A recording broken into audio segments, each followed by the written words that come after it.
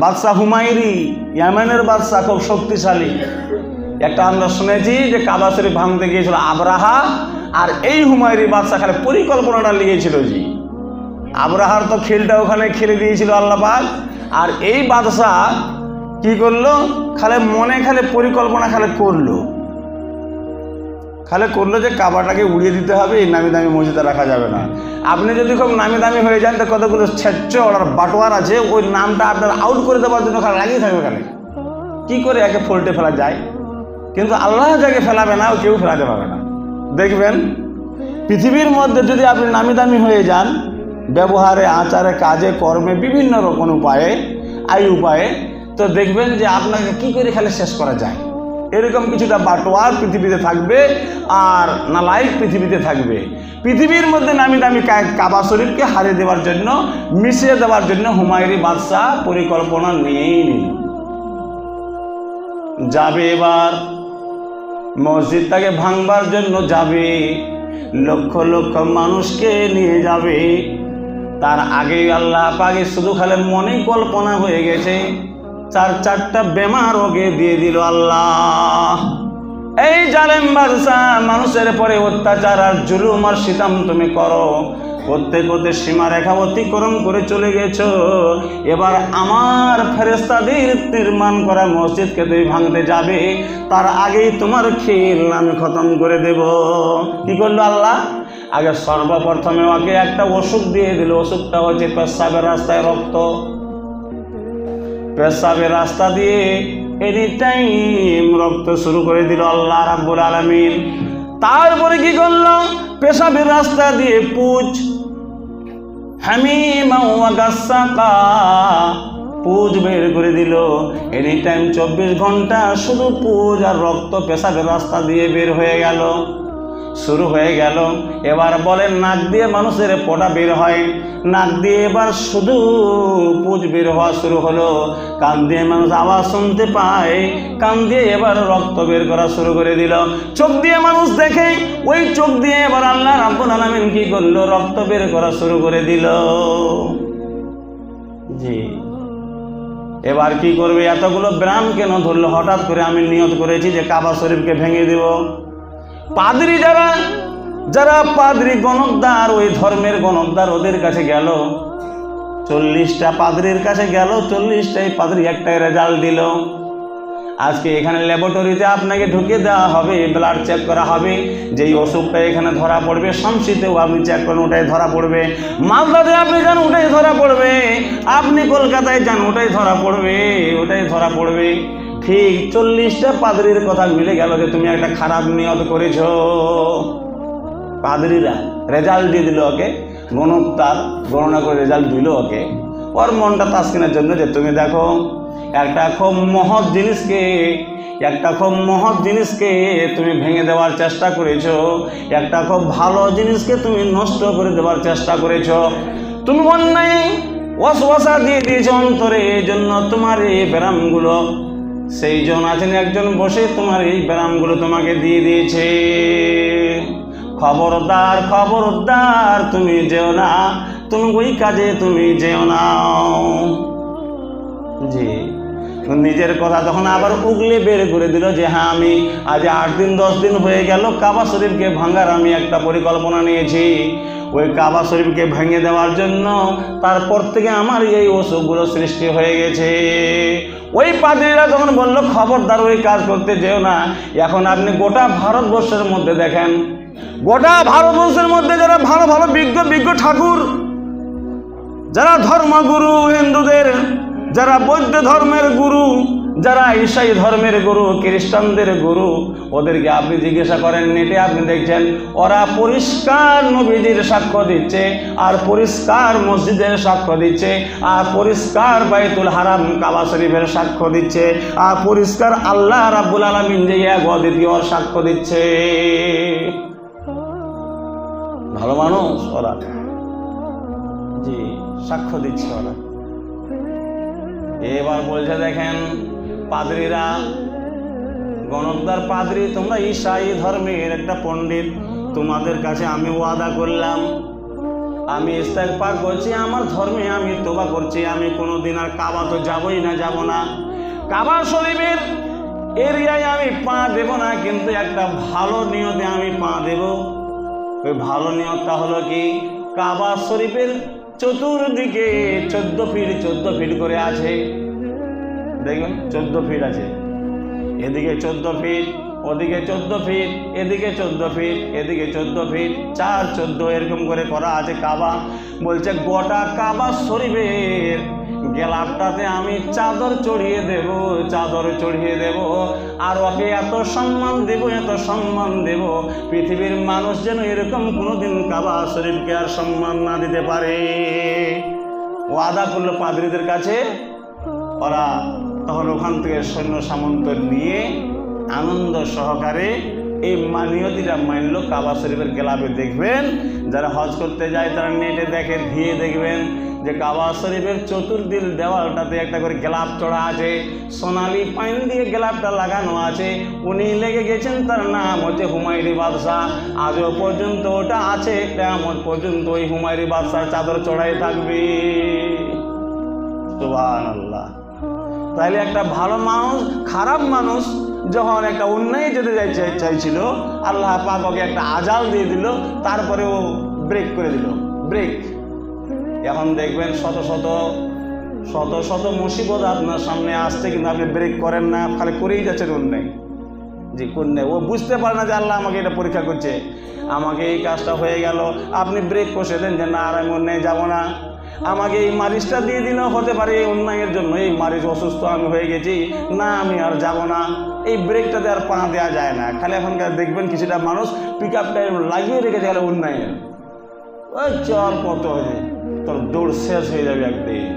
যে ব্রেক কষে দিল, ওখানে গেল না, আর কাবা শরীফে গেল না। তারপরে এবার ধাবিত হলো, কথায় শুনে ওই বাদশাতার ঘটনা ধাবিত হয়ে গেল মদিনার বুকে। সারা ইতিহাস ঘেঁটে আপনি দেখবেন, সারা পৃথিবীর চাইতে উন্নত মানের দেশ আর উন্নত মানের গাঁও গ্রামগুলো মদিনাতুল মুনাওয়ারা। এই মদিনা মুনাওয়ারার মানুষরা মানুষকে সহযোগিতা করে, কোনোদিন অন্যায় করে না। এরা কোনো কারণবশত ওর বেটাকে হত্যা করেছিল। ইসলামের একটা সংবিধান আছে না, যদি কেউ কাউকে হত্যা করে দেয়, ওকে হত্যা করে দাও। আপনার চোখ ফুঁড়ে দিয়েছে কেউ, তো ওরও চোখ ফুঁড়ে দাও। বলে আইন বিল আইনে বা নাফস বিল নাফসে, কেসাস। এবার বলছে হুমায়ুনি বাদশাহ যে মদিনায় চলো,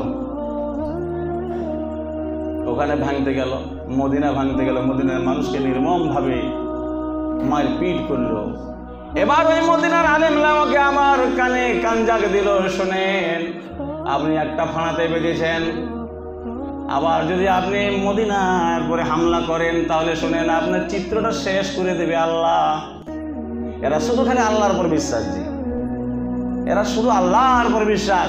এই মদিনাবাসীর 400 জন আলেম মিলে ওই বাদশাকে রিকোয়েস্ট করলো, দেখেন মদিনার উপরে আপনি অন্যায় কোনোদিন করবেন না, কারণ যে এখানে একটা সংবাদ আমরা পাচ্ছি, পাথরের ভিতর থেকে আমরা যেন গন্ধ পাচ্ছি যে এখানে একজন বিশিষ্ট মানুষ আসবে, যার নাম হবে মুহাম্মদুর রাসূলুল্লাহ সাল্লাল্লাহু আলাইহি ওয়াসাল্লাম। আর এখানে ওর ঘর হবে, এখানে ওর বাড়ি হবে, আর এখানে ওর কবর হবে, আর এখান থেকে বসে বসে সারা পৃথিবীকে শান্তির বার্তা পৌঁছে দেবে। অতএব এই মসজিদটা, এই মদিনাটা খুব সম্মানীয়, এই সম্মানীয় লোকগুলোকে আপনি কোনোদিন মারবেন না। জি কথা বোঝা গেল যে মদিনা তারপর একটা হামলা। আজকে ভারতবর্ষের মধ্যে বাবরি মসজিদকে ভেঙে দিয়েছে। আপনি দেখেন ইতিহাসে সর্বপ্রথম যে কোদালটা আবার চোটটা দিয়ে দিয়েছে, এখন পর্যন্ত ওই লোকটা মুসলমান হয়ে আর চোখের পানি ফেলে ফেলে 43টা মসজিদ ভারতবর্ষের মধ্যে করে দিয়েছে। 43টা মসজিদ করেছে যে আল্লাহ আমি এত অন্যায় করেছি যে তোমার মসজিদে আমি সর্বপ্রথম সাংবাদিকদের সামনে ক্যামেরা হচ্ছে, ওখানে আমি এত বড় অন্যায় করলাম, তারপরে আমার পর তোমার জ্বালা যন্ত্রণা শুরু হয়ে গেল, আমি মুসলমান হতে বাধ্য হলাম তোমাকে ভয় করে। আর মুসলমান হয়ে এখন পর্যন্ত রিপোর্ট হচ্ছে 43টা মসজিদ গোটা ভারতবর্ষের মধ্যে করে দিয়েছি। আর ইদানিং খবর যেটা যে একটা বাবরি মসজিদ ভেঙেছে অন্যায় করে, হুমায়ুন কবির পশ্চিম বাংলা, সে বলেছে 2025-এর মধ্যে পশ্চিম বাংলাতে একটা বাবরি মসজিদ হবে। সুবহানাল্লাহ, এত বড় জালেমানার দেশে এরকম যে বীর বিক্রমে সাংবাদিকের সামনে কথা বলে, তাদের থোড়া দাম আছে আল্লাহর কাছে? সে পারুক আর না পারুক মসজিদ করতে, কিন্তু কথাটা তো বলছে লক্ষ লক্ষ জনতাদের সামনে, সারা পৃথিবীতে নিউজ হচ্ছে ওটা, যে মানুষ যখন অন্যায় করে তারপরে ওকে প্রত্যাবর্তন হওয়া দরকার। যে মদিনার 400 জন আলেম তখন ওকে এটা কানজাক দিল, দেখেন আপনি এই অন্যায়টা খবরদার করবেন না, কারণ যে এখানে নবী আসবে, মক্কায় জন্ম হবে, মক্কার মানুষেরা বিতাড়িত করবে, সেখানে নবী থাকতে পারবেন না, নবী শান্তির শহরে চলে আসবেন, মানে মদিনা হচ্ছে শান্তির শহর।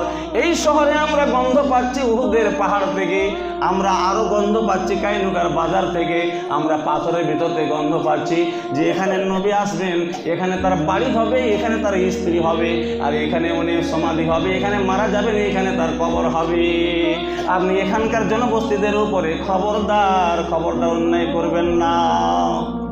মানুষ বুঝবে না, বুঝে গেল, লোকটা বুঝে গেল যে ঠিক আছে, আমি তোমাদেরকে ওয়াদা দিলাম এখানকার 400 জন আলেমদেরকে 400টা বাড়ি আমি তোমাদেরকে করে দেব, আর কোনো দিন মসজিদ এই মদিনার উপরে যারা চোখ রাঙাবে, আমি বেঁচে থাকা সত্ত্বেও কোনো দিন কোনো বাদশা যদি চোখ রাঙায় তার চোখগুলো জীবিত অবস্থায় তুলে নেব। খুবই শক্তিশালী ছিল হুমায়ুনি বাদশাহ, খুবই শক্তিশালী, এমন তখন ছিল আজকে যেরকম আমেরিকা, ওই দিন ছিল, সেই দিন ছিল হুমায়ুনি বাদশাহ এমন দেশে, যে 400টা আলেমের 400টা বাড়ি, আর একটা চিঠি লিখলো ওখানে যে আমি নবীকে দেখতে পেলাম না, মনে হয় আমি পৃথিবী থেকে জুদা হয়ে যাব, মারা যাব, কিন্তু আমি নবীকে হয়তো পাবো না।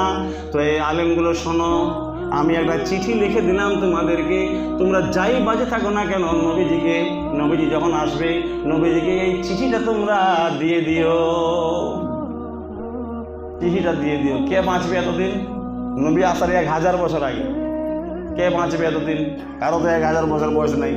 এই চিঠি বিশিষ্ট লোককে দিতে নবীজির হাতে পৌঁছে গিয়েছিল 1000 বছর পর। ওই চিঠিটা নবীজির হাতে পৌঁছে গিয়েছিল, জি, তো বাড়ি করে দিল ওদেরকে। আর একটা চিঠিতে লিখলো যে আমি, হে নবী, তোমার জন্য একটা ঘর নির্মাণ করে দিয়ে গেলাম মদিনাতে। আজও পর্যন্ত সেই ঘরটা আছে, সুবহানাল্লাহ, আজও পর্যন্ত মদিনাতে ওই হুমায়ুনি বাদশাহ ঘরটা এখনো পর্যন্ত আছে, যে বাড়িটাতে, যে ঘরটাতে এখন থাকছে আবু আইয়ুব আনসারী যে জান্নাতি, তার পরিবার সিরিয়াল চলে আসছে আস্তে আস্তে, আর পর্যন্ত ঘরটা আছে। জি, এখন কথা হলো এই হুমায়ুনি বাদশাহ কি করলো, নবীজি এর জন্য বাড়ি তৈরি করে দিল। ওই চিঠিটা, ওই পাণ্ডুলিপিটা, ওই খাতটা আল্লাহ নবী সাল্লাল্লাহু আলাইহি সাল্লামের হাতে পড়লো। ওখানে লেখা আছে, নবীজি পড়লেন, সাহাবীদেরকে দিয়ে পড়ালেন, ওখানে জানতে পারলেন যে আপনার সাথে আমার দেখা হবে কি হবে না জানি না, তবে যদি আপনি চিঠিটা পান তাহলে আপনি আমাকে নালায়েক উম্মত বলে আপনার দলে ভর্তি করে নিয়েন। নবীজি, আমি চোখের পানি ফেলিয়ে দিয়ে অন্যায় পথে আমি ছিলাম, তোমার যখন সুসংবাদ পেলাম যে তুমি আসবে, কেতাবে বলছে, কোরআনে বলছে তুমি যখন আসবে তাহলে তুমি আমার এই শান্তির কথাটা শুনে নিও, আর তুমি তোমার উম্মতের মধ্যে এই খাকসার বাদশাকে কবুল করে নিও। নবী পেলেন চিঠিটা, পেলে পাওয়ার পরে যে আমি তো আসিনি, তার আগেই একজন ব্যক্তি বাদশাহ আমার উম্মতের মধ্যে দলভুক্ত হতে চেয়েছে, তাকে আল্লাহকে সামনে রেখে বললেন, আল্লাহ, এই হুমায়ুনি বাদশাকে তুমি আমার উম্মতের খাতায় নাম লিখে দাও, আমি এই হুমায়ুনিকে কবুল করলাম, আল্লাহ তুমি কবুল করে নাও। তাহলে একটা কথা এখানে বোঝা গেল যে একটা মানুষ নবী আসেননি তার আগে থেকেই নবীর অনুসরণ, আর নবীর পরে এত মহব্বত, আর নবীর পরে এত দয়া। আর এখন বর্তমান যুগে নবীর সব কিছু দেখছে, চোখ কেমন হবে, নাক কেমন হবে, হাত কেমন হবে, পা কেমন হবে, সব কিছু মানুষ দেখতে পাচ্ছে নেটে। নবীর যে কপাল চোড়া হবে, নবী যে বাঁ হাতে খাননি ডান হাতে খেয়েছেন, আমাকে ডান হাতে খেতে হবে, নবী যে বাঁ দিকে থুতু ফেলিয়েছেন, আমাকে বাঁ দিকে ফেলতে হবে, নবী যে হারাম খাননি, আমিও হারাম খাবো না, নবী যে ভালো কাজ করেছেন, আমাকে ভালো কাজ করতে করতে হবে। নবীজি মাদ্রাসার কাজ করেছেন, মাদ্রাসার কাজ আমায় করতে হবে। নবীজি মসজিদ ঝাড়ু দিয়েছেন, নবীজি মসজিদ ঝাড়ু দিতে হবে। এর সমস্ত চিত্র এখন ভাসছে, তথাপি জীবিত মানুষেরা নবীজির অনুসরণ করে না। এটাই আল্লাহ পাক বলছেন, কুল তুমি বলে দাও, ইন কুনতুম তুহিব্বুনাল্লাহ, আমার আল্লাহ আমাকে যদি কেউ ভালোবাসতে চায়, ফাত্তাবিউনি, তোমার জন্য ওরা মহব্বতগার হয়ে যায়। নবী বলে দাও সারা পৃথিবীকে, যারা আমার প্রেমিকা হবে, যারা আমার ভালোবাসা হবে, যারা আমাকে মহব্বত করবে, আমাকে মহব্বত করা লাগবে না, তোমার যাতে করে মহব্বত করে অটোমেটিকলি আমার মহব্বত হয়ে যাবে। জি, আল্লাহর মহব্বত হয়ে যাবে। তা আল্লাহকে যারা ভালোবাসতে চাই আমরা, নবীর ভাই অনুসরণ করতে হবে, নবীর পাইরুকার হতে হবে, নবীর একবারে সংবিধানগুলো সব মেনে চলতে হবে, মহব্বত রাখতে হবে। আর একটা কথা বললাম, আজকে এই মসজিদের আপনি ঝাড়ুদার হয়ে যাবেন, আপনি মনে করলেন 100% যে আমি কাবা শরীফকে ঝাড়ু দিচ্ছি। আজকে এই মসজিদের জানলা দিলেন, আপনি মনে করলেন যে আমি কাবা শরীফ বাইতুল হারামের জানলা দিলাম। আজকে এই মসজিদে রাঙ্গা হয়ে আছে, দরজা নাই, আজকে আপনি একটা দরজা করে দেন, আপনি ভাবলেন 100% নবীদের হাদিসটাকে সামনে রেখে আপনি বাইতুল হারামের একটা দরজা দিলেন। আল্লাহ যেন আমাদের সকলকে